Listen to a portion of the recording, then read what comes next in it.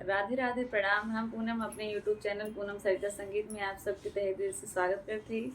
आज बहुत सुंदर नाच गीत लेके आए हैं, आप सब सुनिए, बहुत मज़ा आए आप सबके, पूरा ज़रूर सुनिए, सुन के बताइए आप सब कैसे लाग।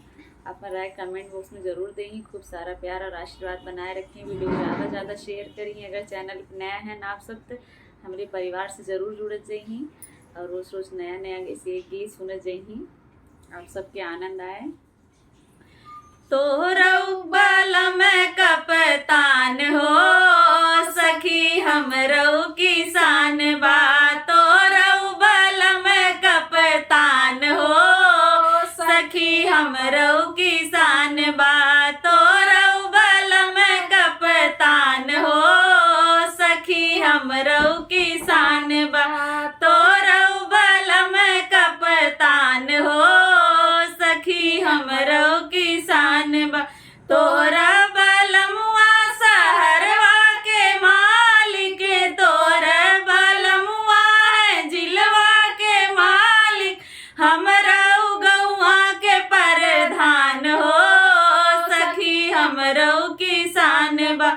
हमरऊ गौआ के प्रधान हो सखी हमरऊ किसान बा। तोरऊ बलम कपतान हो सखी हमरऊ किसान बा।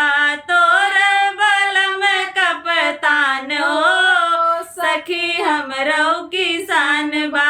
तोर बलम कपतान हो सखी हमरऊ किसान बा। तोरा बलमुआ चलावई गोली, तोरऊ बलमुआ चलावई गोली, हमरऊ बोआवई आलू हो सखी हमरऊ किसान बा। हमरऊ बोआवई आलू हो सखी हमरऊ किसान बा। तोरऊ बलम कपतान हो सखी हमरऊ किसान बा। तोरऊ बलम कपतान हो सखी हमरऊ किसान बा। तोरऊ बलम कपतान हो सखी हमरऊ किसान बा। देसवा करेला सखीन पे गुमनवा, देसवा करेला सखीन पे गुमनवा, दूनों है देसवा के शान हो सखी हमरऊ किसान बा। दूनों है देसवा के शान हो सखी हमरऊ किसान बा।